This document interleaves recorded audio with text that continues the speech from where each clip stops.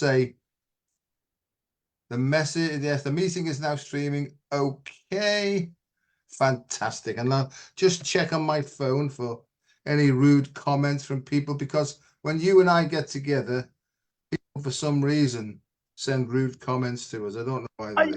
I know we normally get we get the rabble, don't we? The rabble indeed. Okay, so here we go. So Dao Yin and the Way of the Dragon, I've called this, because it seems to be current in this year of the Wood Dragon, or the Wooden't Dragon. So very well. I can, yeah. I could definitely go on about and period 9 that's just come up, which is also period 9. So Chinese astrology, a lot of like this in Chinese astrology, you actually have Chinese astrology, you have the I Ching or I Ching, some people see it as, even feng shui, they're all interconnected in something called Qi. So Qi is actually all those different things all together, because they're all like, being an ex-baker, they're layers of a sandwich. They're all layers that make a cake, a sandwich cake. So within that, there's a thing called, there's different periods, or I was always taught as waves, but I know officially it's called periods. And period 9 started on the 4th of Feb. It lasts for 20 years. For Western astrology, it is aligned with Pluto just moving into Aquarius, and it's an interesting one because the last couple of period 9s, one was American Revolution, one was World War One, and one was World War Two, and it doesn't mean necessarily war, but it does mean big changes, big changes. There's an interesting one. Not everybody realizes that in like World War One, the interesting thing is when in America they got rid of all the bells, all the old church bells were all got rid of in they said they're making bullets, but they were all got rid of in World War One. And there's an interesting document that actually stated just before World War One in Europe, England especially, like there was a big spiritual evolution happening. People were becoming more and more aware of certain things, and that was stopped by the war, funny enough. And now listen, don't start causing trouble, Sifu Boggie. Well, it's been a while since I've been banned from Facebook for saying something, so I mean, Facebook quite recently just changed my name. Well, I mean, my name is Paul Brighton, but it changed it from Sifu Boggie to Paul Brighton and didn't even tell me. But yes, but this period 9, big things happen. And in the I Ching, the card is called Li, which is like double fire, but they also call it abundance. But it's one of these typical Chinese, when they say abundance, it is abundance, but you got to go for a load of shite first. Like basically all the pressure, we're going to turn you from a lump of coal into a diamond. Okay, but that means you're going to have lots of pressure. So it means that there's lots of things are going to happen over not just this year, but over the next 20 years or so.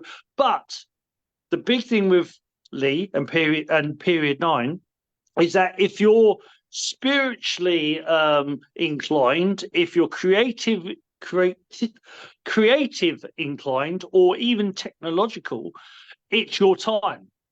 So there's interesting things for me. It's like I'm more sort of like into spiritual stuff, but for example, there's some great sound technology now available. So I'm going to be investing in them to do healing, to do energy work. So I'm going to get like scalar things. I'm going to get earthing mats that so just like if you can't be outside, and get an earthing mat and have you sitting on the earthing mat while you're doing some healing. So the whole idea is that technology, creativity, and spirituality is now the time. It's that time, and especially Wood Dragon is all about nurturing.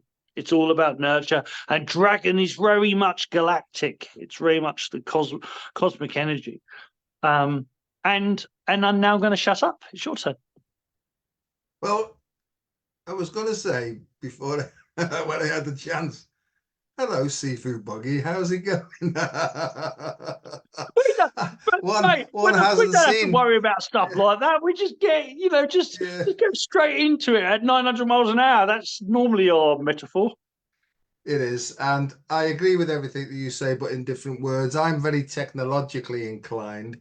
I use big words, more inclined towards the biomedical environment, like not electromagnetics really, but magnetoelectrics, and I see that Aquarian sort of waveforms now, and positron emission tomography, and how electrons and positrons and phonons and photons and protons, how these all work together from different dimensions of energy and energy flow, really. And where it's brought me to, because like you, for a long time I've been interested in martial arts, in Chinese philosophy and stuff, and I've touched on a few things. I think Falun Gong was something that really brought me into an understanding of realignment at all sorts of different levels: physical, mental, emotional, and spiritual, but guided by subtle spiritual energy, and then I understood, the planting of certain faluns for certain sort of chakra opening things to bring the Indian philosophy into it, that they're basically all these ancient cultures are saying the same things in different words, except we fight over the words and we forget the underlying principles of it all. And to me, the underlying principles of it all, spirituality, to me, it doesn't mean religion. It means energy flow. It means energy in difference. So we have gross energy, that's the physical body. Then we have subtle, that's basically the human mind and ego. And then we have something called causal, which is the soul. And then we have spirit. So body, mind, soul, and spirit. So that's where I'm working from most of the time.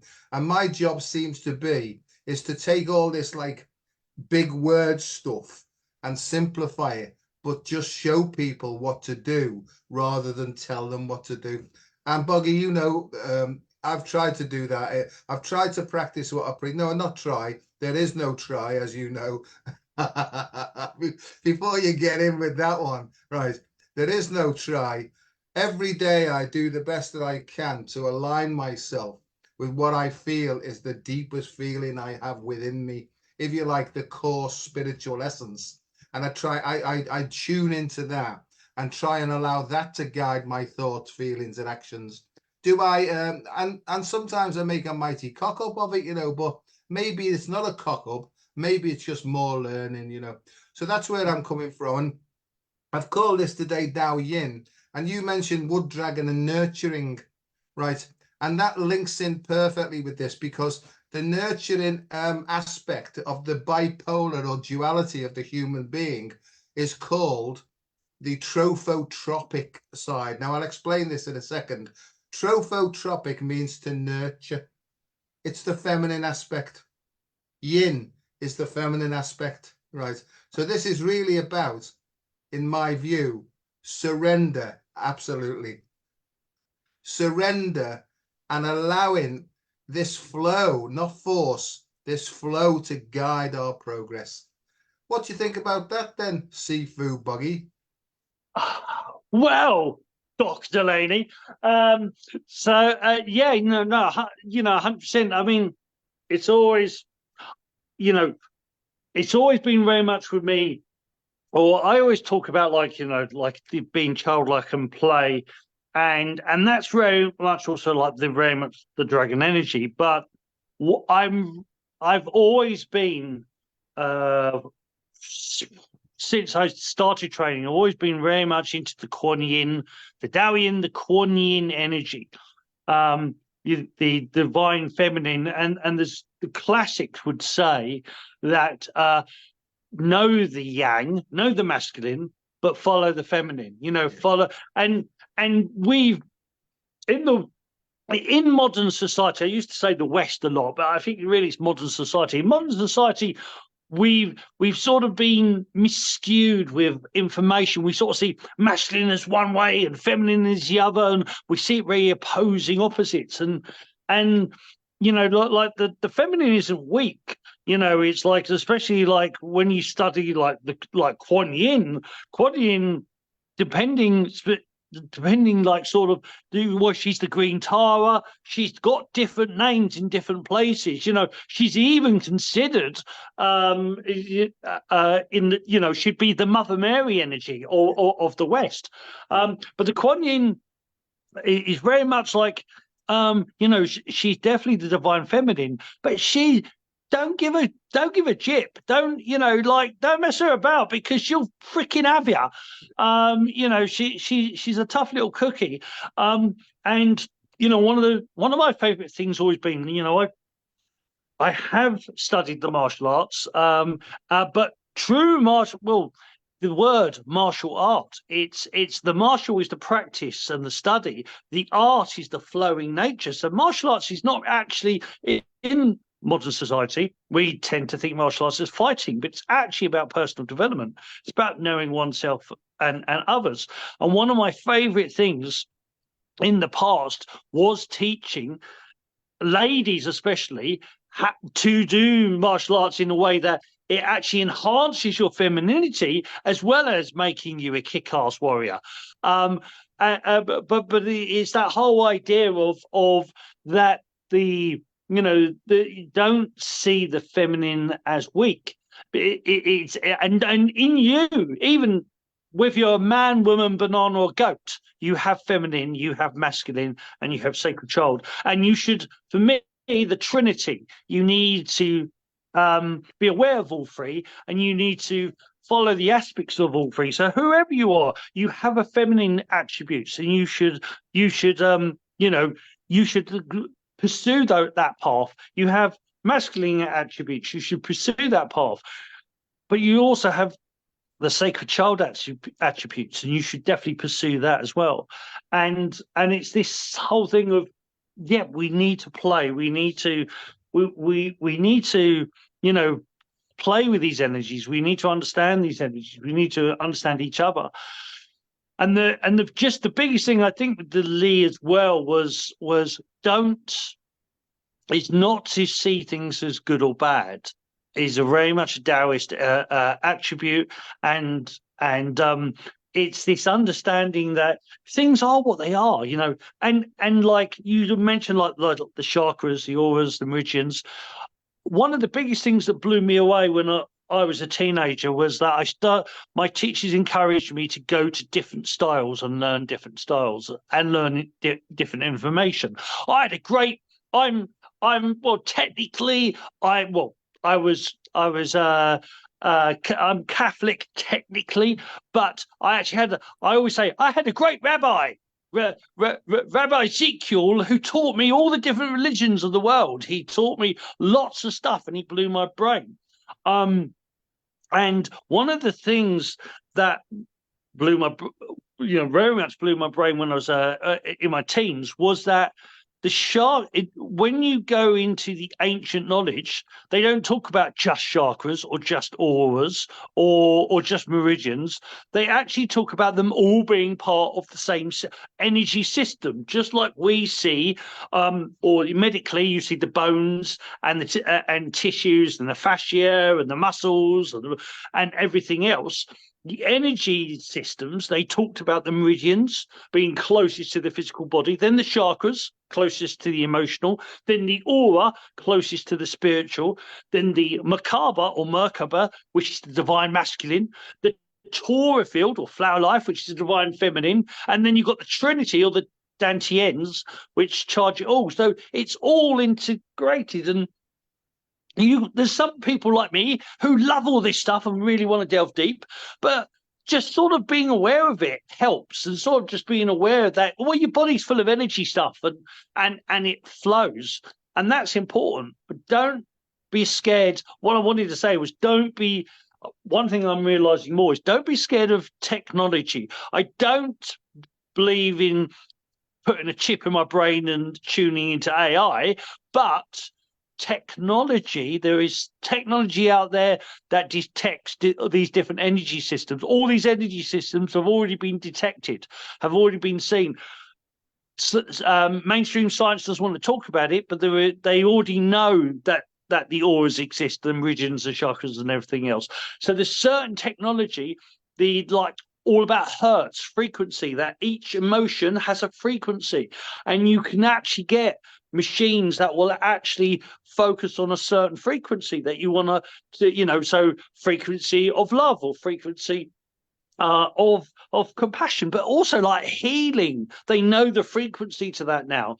So I think technology in the right way is a good thing to do. Over to you, Doc. Technology, inner technology, innate intelligence. I think that's where the book stops, really, because it's all very well talking about scalar wave technology and what frequency to use in certain conditions, but there's so much information out there. And I'm not going against what you've just said. I'm just saying how do you know, you see, because there's so much information coming in from so many different angles. How do you know what's true for you? And I think that we're here as humans on this earth plane, we're here for one thing, is for self-mastery. It's to be able to be in control of our emotional state and to remain cool, calm, and collected, even in the most ferocious of circumstances, unless our physical life is threatened in that moment. Because other than that, there's always time to sink deep and to sink into our hearts and ask for guidance. That's where I'm up to, is to come away from intellect and to actually sink into intuition. And that's where I'm at the moment. And I think, for example, people have been, they've used scalar wave technology and it's not worked for them at all. In fact, it's made their condition worse. So how do we know who to trust? And how do we know what modality to use? And my suggestion to people would be, by all means, listen, read, take on board everything, but put it all in a package, shove it deep into your heart and feel the feeling and say, can you please show me what I need to do, or the information I need to see, and please show me and give me the courage to act upon this information now for my benefit and the benefit of those people around me. I think it's so important now, because we can be so easily distracted away now by the colors, the lights, the technology, all that sort of stuff, the Netflix, the Prime movies, everything is directing us away from our internal self, right? And my suggestion is, but based upon my personal experience, is to go in and just let me say this. You've mentioned I Ching, right, or I Ching, or whatever you want to say that, really. I know that the I Ching, is connected also to the gene keys, and lots of people are interested in the gene keys as well. Now, if by using the I Ching or gene keys or whatever, if it stimulates some sort of a movement in you that brings with it, as I'll have to look deeper into that, that would be absolutely perfect. And I know that there's people on this call today who are listening, who are actually studying the gene keys. It's taken them back to certain times in their lives when they were nutritionally deficient in things. So they find out that at 7 years of age, for example, they had a nutritional deficiency which led to certain disease conditions, and they can now treat them now in order to reset all that stuff from the past. So there's all sorts of things coming in here. There's the reformation of various timelines. There's, honest to Christ, Boggie, there's so much coming in. But my feeling is it can be very overwhelming. Take the lot, put it in there, breathe gently, and wait till you come to a sort of a stable, still point. Then ask the question of your heart and soul. Please show me what to do next.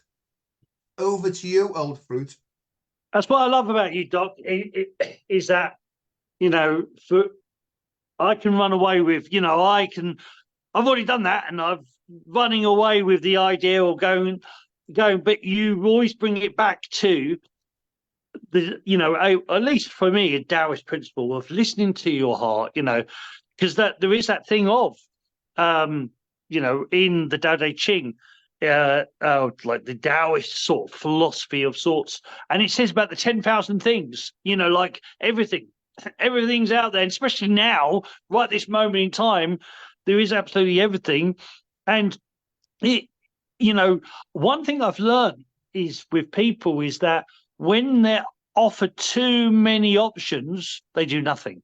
Yeah, absolutely. And that's a thing to be wary of. Like if you find yourself being overwhelmed, as Doc says, just go back to this, go back to your heart, and the Taoists talk about the forebrain, which has 60 to 90,000 thoughts, is your monkey mind, or you could say the devil, but there is no good or bad. But it's the monkey mind. The heart is more like the angel, the intuition. And I was always taught, when you go to the heart, when you breathe in the heart, whatever you're focusing on, if it expands and you feel light and fluffy, then that's a good thing. Do that. But if it's making you contract, or you feel heavy, or nervous, or the fear, then it's like, not now. Not necessarily no, but not now.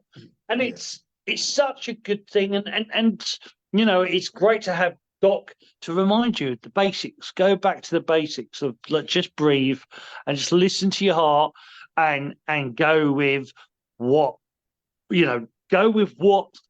expands, what makes you feel good. And that's what I tend to do. I tend to do that, but I don't always say it.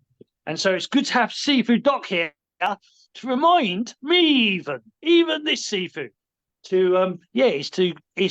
that's an important thing, because there is, and you are so right, because that's such an important thing. Is like, there are so many different ways to help somebody. There's so many different variations, but you've got to find the one that's right for you. Like this 1,500 flavors of crisps.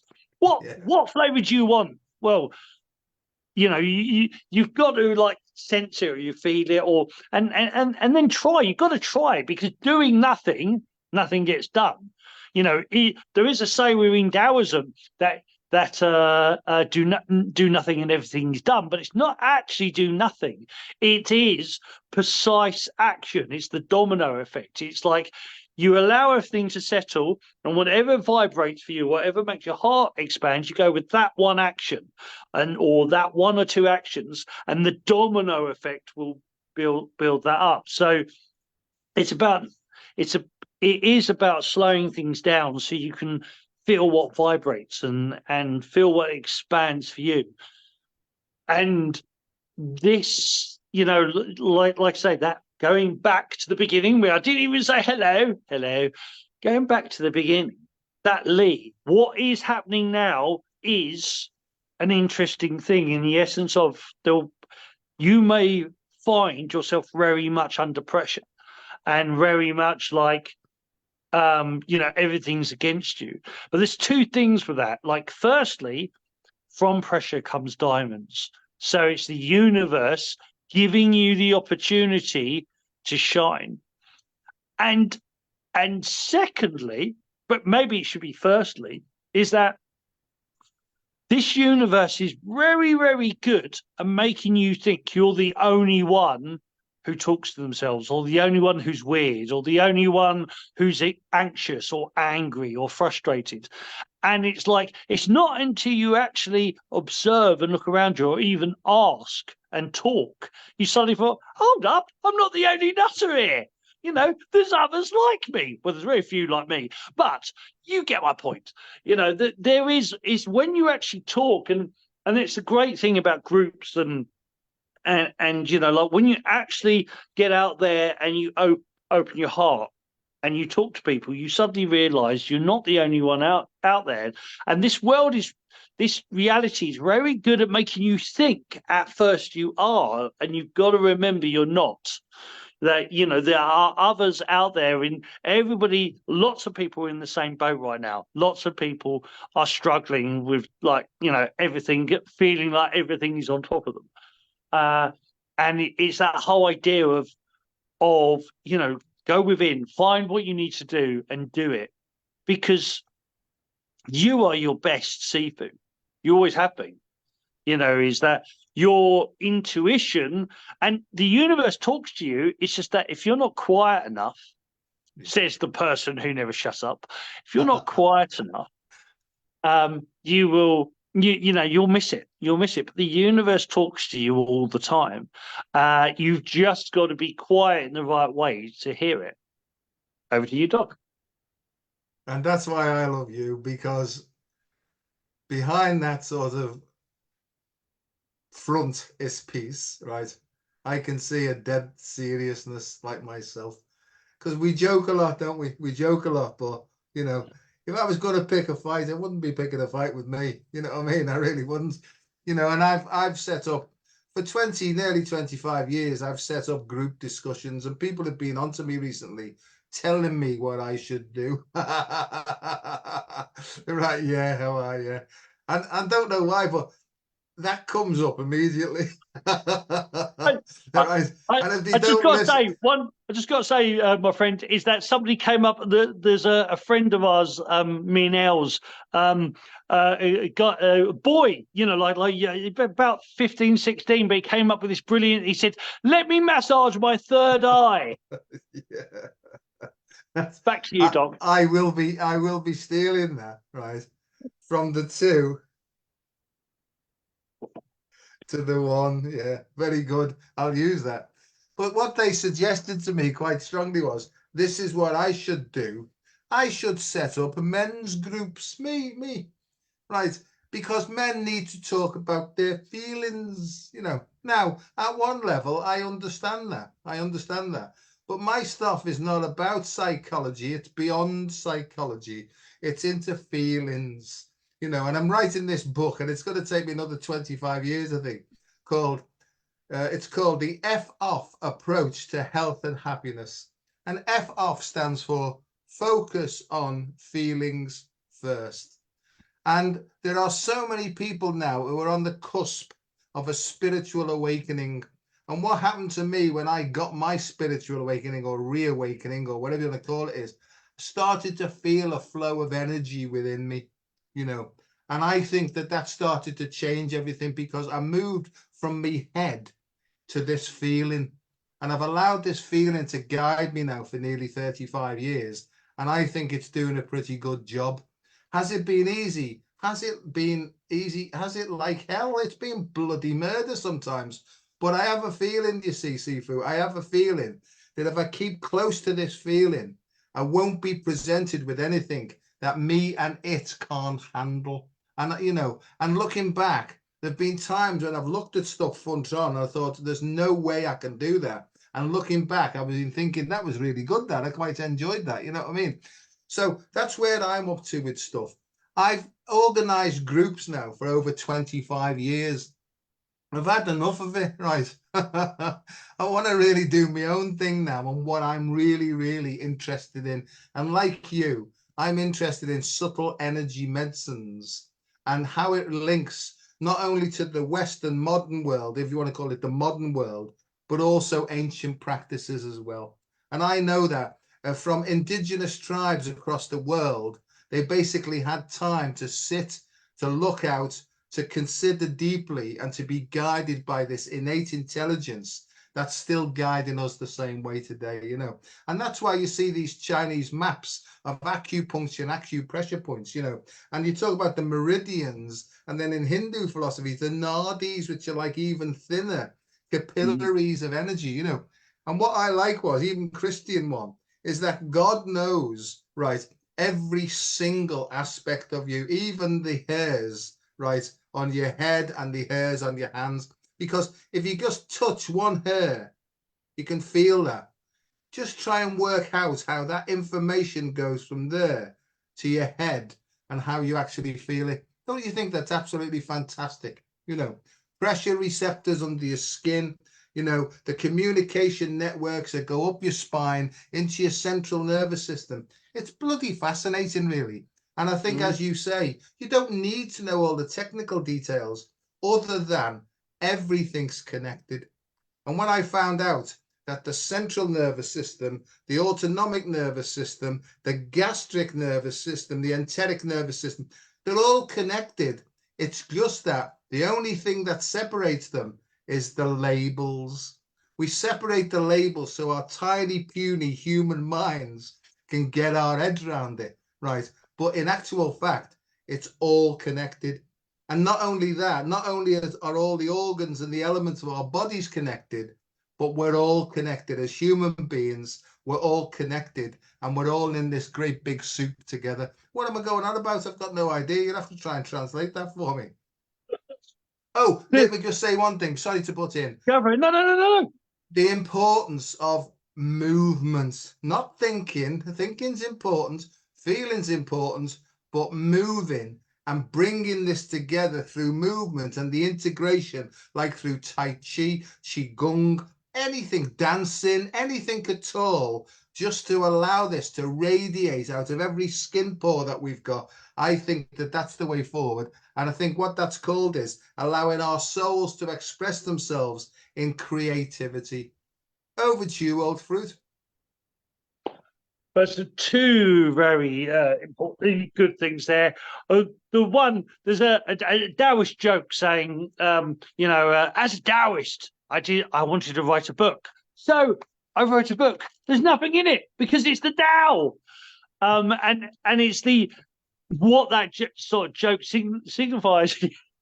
What that joke signifies is the fact that, the thing is, there's so many, with language, it's so hard to translate what the universe is, and it's so hard to translate what the Tao is. What in the Tao Te Ching, the first line of the Tao Te Ching is, "The Tao that can be named is not the true Tao."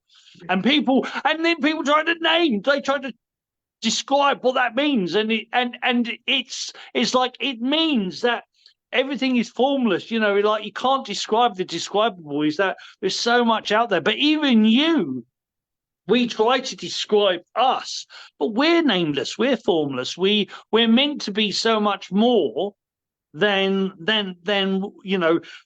in society. Oh, you're a man, or you're this, or you're that, or you're a banana, or you're funny, you're scary, or your intellect. And it's this thing of that, but you are everything, you are anything you want to be. Don't restrict yourself by words. Don't restrict yourself by categorization. Is that because because when you put something in a box, you're then restricting it. You're saying it can only be this. So be what you want to be, but don't restrict yourself by saying, "I am this." You are everything. You are. Hence, like we say, we don't try. You do. Yeah. The Yoda. Funny enough, Star Wars was actually George Lucas. He based Star Wars on Taoism. Is the yin and the yang is the light and the dark side of the Force. The saying that Yoda says, "Do or do not. There is no try," is a Taoist saying. It comes from Taoism, and it's this whole idea of do something or don't do it, but don't try to do it, because then you're wasting energy. You're trying, not actually completing. So that's important. And then Doc said a brilliant thing about like Qigong and Tai Chi. There's a really, really, I never can emphasize this enough, but the word Qigong, all Chinese words are really complex in the essence of each word has about 4 to 5 different meanings. So Qigong means, Qi means breath, it means energy, it means evasiveness, it means mist.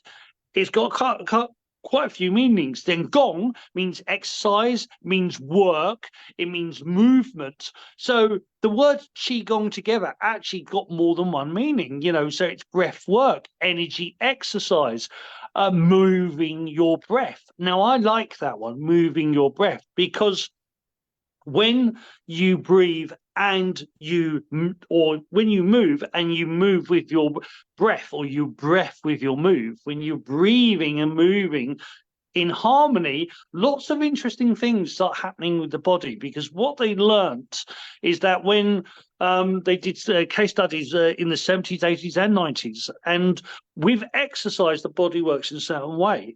But when they started studying Qigong and Tai Chi practitioners, they're actually harmonizing their breath. So they breathe in, the whole body moves, and they breathe out, and the whole body moves. That they actually noticed that all the cells in the body started activating. The brain was actually activating a lot more than just doing general exercise. So if you can just play with that idea, you don't necessarily, there's a saying in Tai Chi and Qigong that Tai Chi and Qigong is for everybody, but not everybody thinks they are for Tai Chi and Qigong. But just don't worry about that. Just breathe and move, but feel yourself moving with your breath. Feel your breath moving you. Or dance, the whole thing of spontaneous dance and spontaneous Qigong is the same thing. Is when you learn Qigong to learn moves, just like learning dance moves. But your eventual goal is to spontaneously move and spontaneously move with your breath, which activates and energizes the whole body. And that gives you more energy. But, this, again, going back to what I first started on this palaver, was that words are trying to describe something that's indescribable. Your body is trying to describe your energy, which actually goes beyond your body, which we know energetically in science. We know that the energy actually goes beyond. There's even an argument where our soul or actual mind is. There's lots of discussions that actually our consciousness seems to be outside the body, and it actually almost remotely controls this like a puppet. Yeah. So you are so much more than this body, and this body's desperately, like words, trying to explain something that's indescribable. But don't worry about it, just do it. Over to you, Doc. Yeah, non-local mind working through the physical brain as the organ of consciousness. I agree with that, because I feel that, and even before I stopped drinking, and, before I sort of started to become a little bit more grounded, if you like, I knew that was going on, right? Because of the things that were happening outside of myself. I think, people talk about out-of-body experiences. My problem was getting back in the body, because I lived, up to that point, I lived most of the time outside of my body, in these sort of etheric astral planes, right? And I found it really, really difficult to get on in this sort of 3D world. And I think that the misunderstanding is that people think that enlightenment is to come out of the body and live in this sort of bliss state. And I honestly see now, and it's part of my job to help people to get back into their body, to listen to their body, to reconnect with the earth, so that the fuse is, so that full circuit is reconnected. And I think that's when the inspiration comes in.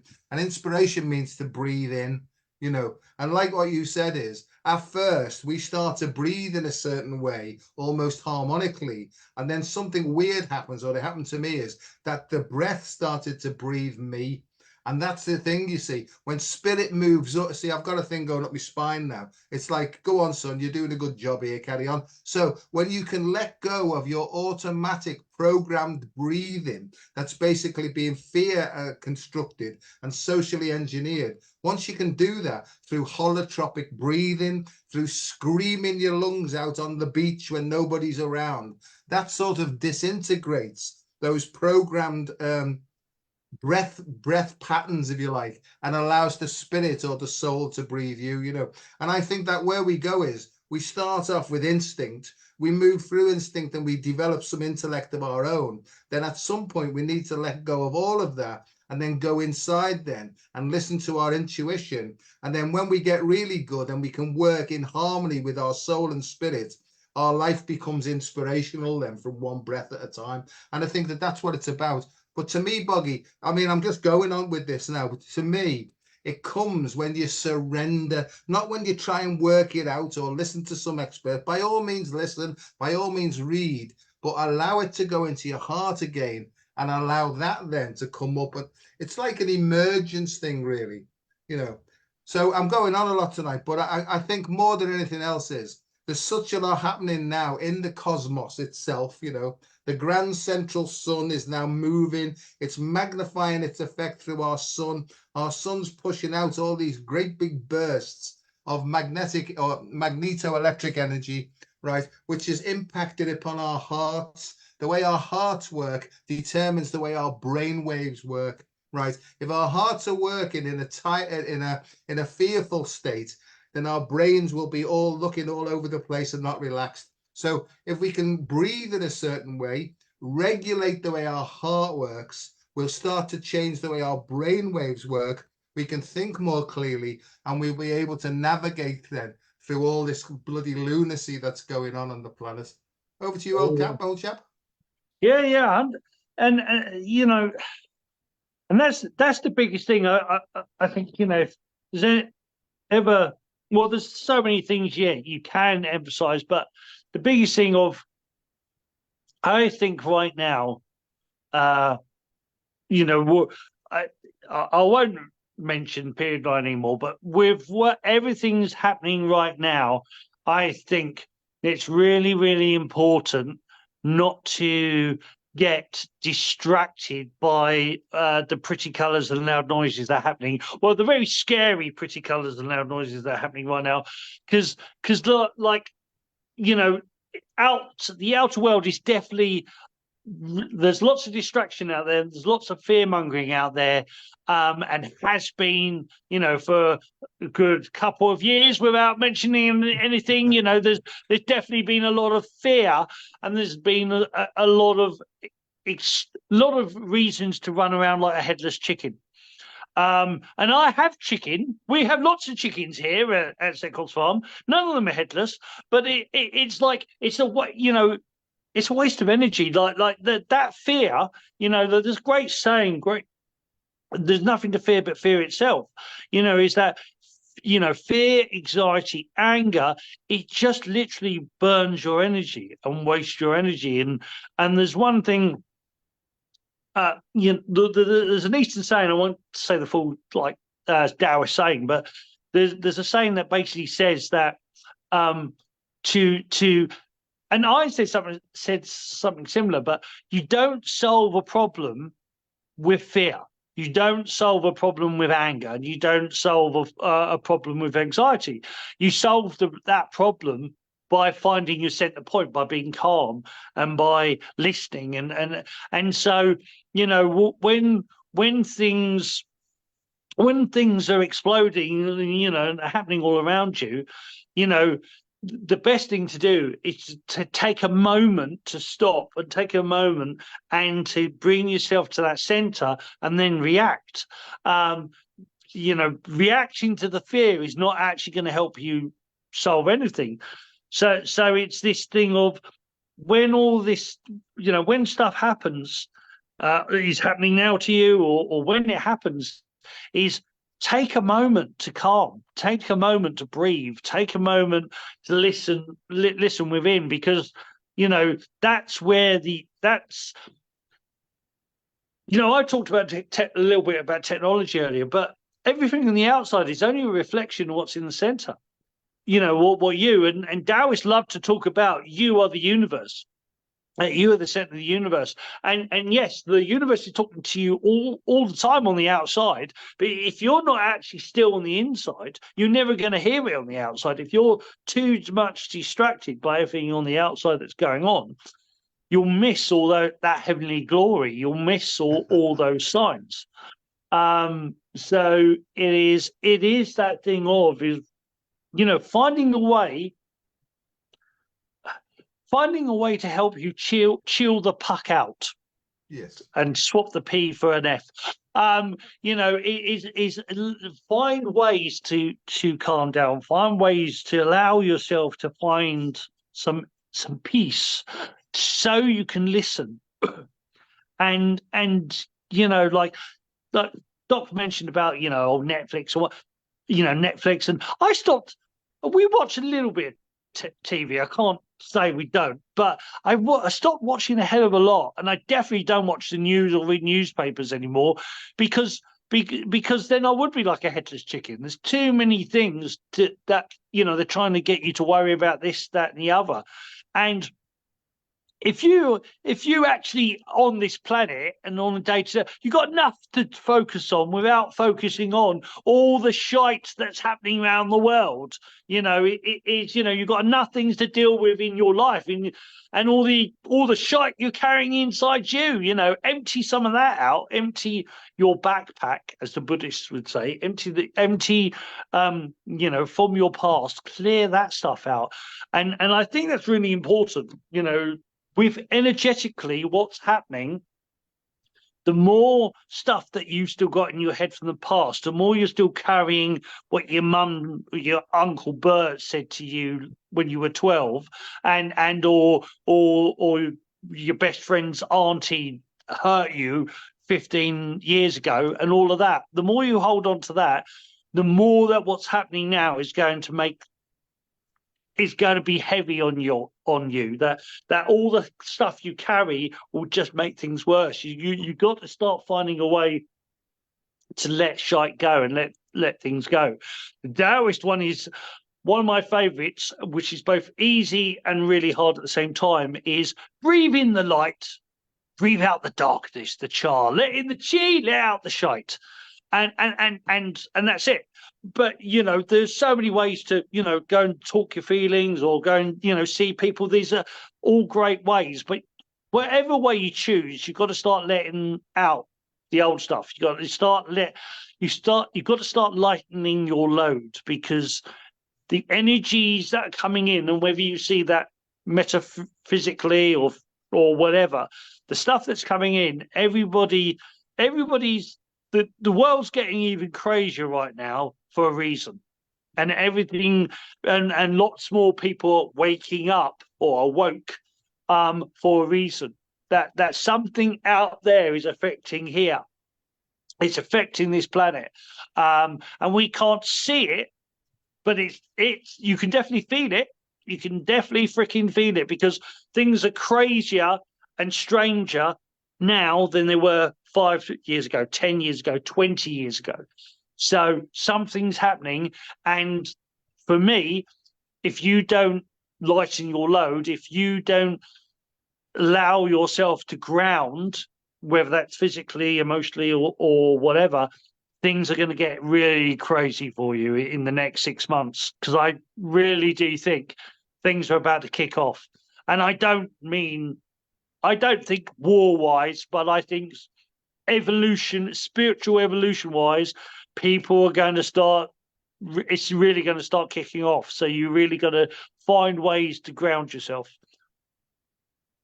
Your thoughts on that, Doc? Couldn't agree more, mate. And yeah, some people call this the time of the quickening, and it's been quickening for a long time now. But I agree. I think that this cleansing energy that's sweeping the globe, right, is almost flushing stuff up out of our minds to the surface, so that we can see where we've obstructed ourselves through the personal choices we've made. But not only that, and once you've cleared more or less your own personal stuff, it's almost like you have to go back then and clear up the wreckage of the ancestral past as well, you know. And this is like clearing the memory banks, really. And I think that's what's taken us back to a place before memory, because I think before memory is the stillness and the peace of mind that we're all looking for. Well, this is happening. And a phrase I like is, although it's been overused now, is this isn't happening to you, it's happening for you. You know, it's for us to evolve, not to revolve and keep doing the same old stuff. So this is about letting go of habits. And how do you know you're hanging on to a habit? Because it starts to hurt like buggery until you let go of it, really. So this is about let go, learning to let go, learning to surrender, and basically say, you can have me now, big boy. Show me what I need to do, and I'll take the action, because I just, you know, the sword of truth cuts both ways, you know. First of all, like that like that Monty Python sketch, you know, it'll cut a few of your limbs off, right? First and foremost, right? You know, but in the end, you'll be free of all those sort of misdirected branches and things, you know. So this is about the tree of life. The other thing is, as well, is I love what you said there, is to pluck a moment out of time and just come back to stillness. Take that moment and just bring it in, that moment of stillness. And in that, everything will calm down.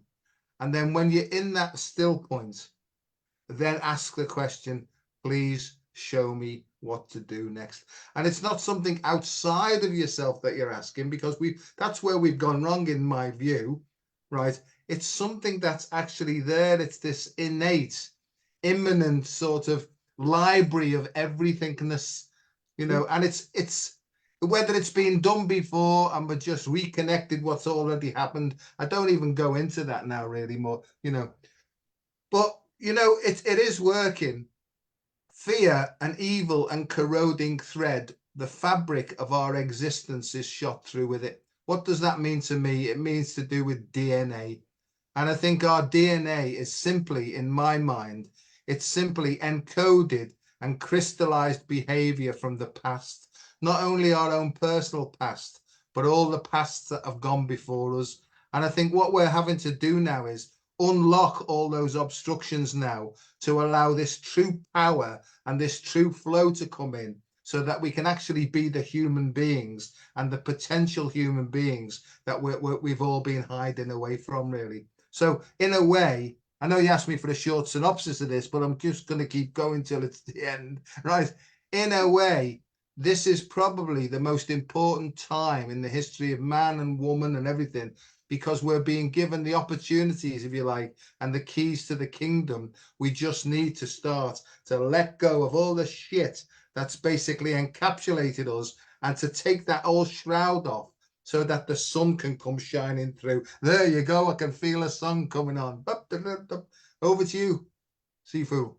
Chi in, cha out. You know, it's one of the first exercises I learned, and you know, it's a qigong. Just breathe in, let your body feel, let the let the energy fill your whole body. Breathe out what you no longer need, and that's everything. You know, like anything you no longer need, let it out. And this slightly, well, in the West, slightly rude, but there's this slightly funny philosophy in the East, and my teachers very much went by it. Is like in the lessons or meditations, if you burp, if you parp, if you click or crack, if you sigh or cry, that's all char. You know, it's all char. And you just let it out. And I remember, like, my dad's mum was a Windsor cook. And I remember, like, if you was to burp at the table or parp, you uncouth boy, don't be so. And so, like, especially if you're from England, it's like stiff upper lip, and you've got to keep it all in. Which is interesting in Chinese astrology, Chinese Oriental diagnosis. Your lips are your intestines, so a stiff upper lip is a stiff upper intestines, which is not good. It's not healthy. But it's this thing, and I've always done it in my classes. It's like, yeah, if you parp, if you burp, cry, it's all good. It's char out, and chi in. And I think we've definitely got to, don't take yourself or anybody else too seriously. And that's what I think is really important. I think it is, really important that we've got to. There's that saying that saying Einstein said, and I sort of hinted on it earlier, was what Einstein said was that you can't solve a problem with the same mindset and the same materials that created it to begin with. Yeah. And so with everything that's going on, or even in your life, if you're not happy, you've got to change things for you to find that happiness in one way or the other. So if you don't think things are right, again, you've got to change things to make it more right, or at least change your attitude on them, and like go, stop. Oh, this is not perfect. It is what it is, and that's perfect. It's meant to be what it is. So it's that whole idea of you've got to make things different. You've got to change the way you're perceiving them, and at least. So it's changing that point of view, and I just think that if you've got, I'm going back to it. If you've got that pressure in your life, wherever it is, remember that everybody's going through some sort of shite right now. That's the whole point.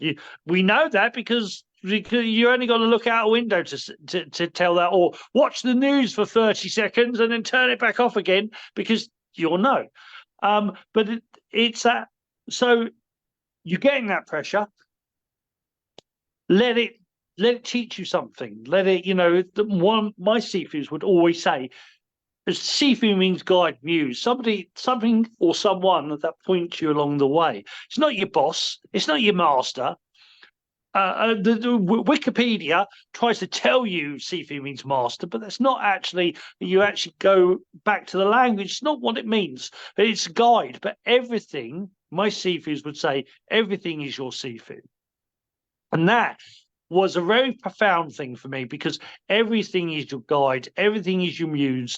When things are going crap, it's trying to tell you something. It's trying to help you on your path. That either stop hitting your head with the saucepan, or learn how to make it not hurt.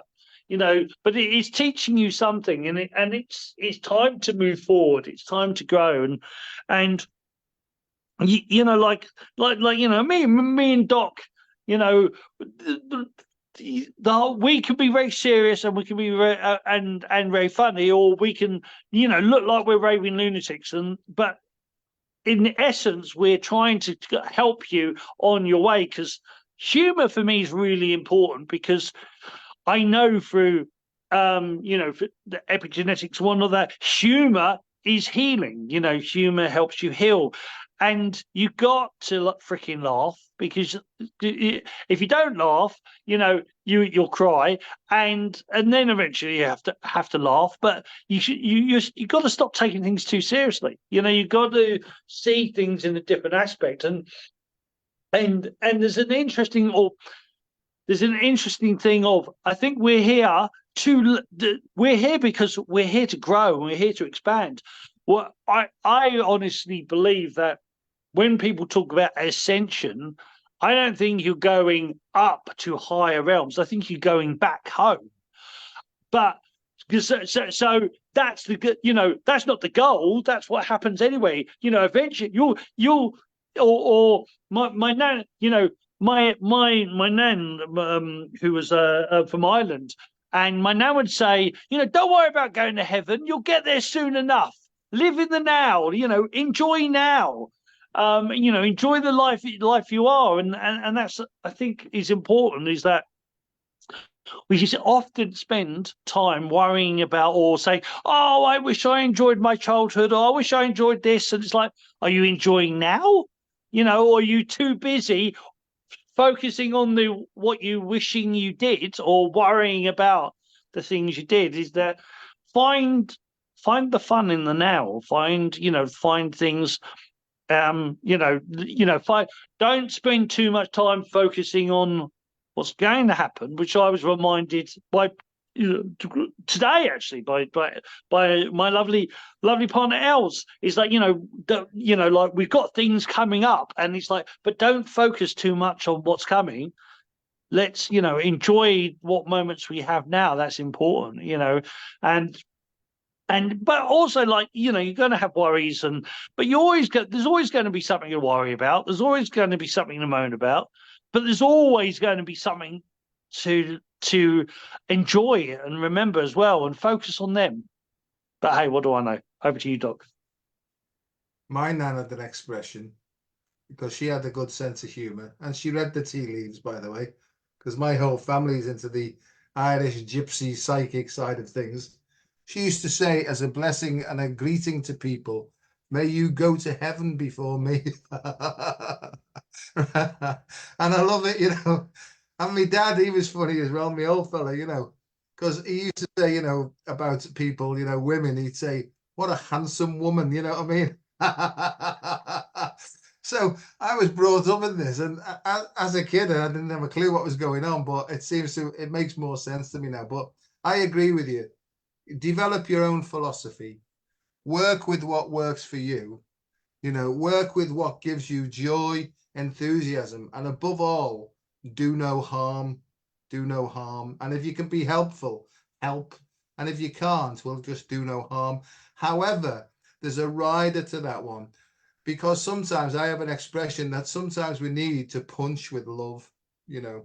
And it's a bit like people, I've used this example before, but when somebody's drowning, if you get too close to them, you know, if they grab onto you, they can pull you down and two people die, you know. So sometimes you have to get close enough to knock them out and then drag them back to the store. And, you know, and I think that's part of our job, really, as sort of almost like way showers or guides sometimes, you know. And do I know everything? I haven't got a clue, Boggy. Honest to God, you know, people ask me, what's it all about? And I don't know. You know, I'm just trying to learn myself. Although I've gone through a few different situations, I can share about those situations. I can say what worked for me, but also say that you might need to do the opposite, because we may be similar, but we're not the same. And that's why everybody's unique. We need to find our own keys to our own unlocking, really, more than anything else. Listen, mate, before you go, right, you have channels, don't you? And I find it hard sometimes to find where, because you pop up everywhere across the globe, you know what I mean? Everywhere. One day you're in something like Market Harborough, and then another day you're on a field in the middle of nowhere. So if anybody wants to get in touch with you, by all means, put it in the comments. But you know, you have a farm with your partner, you know, and stuff like that, and you do all sorts of different things. Give us a clue, mate. It's a Yeah, book. It's a yeah. film. So it's yes. So well, in the virtual world, the sort of what's in the background says Shindao Sanctuary.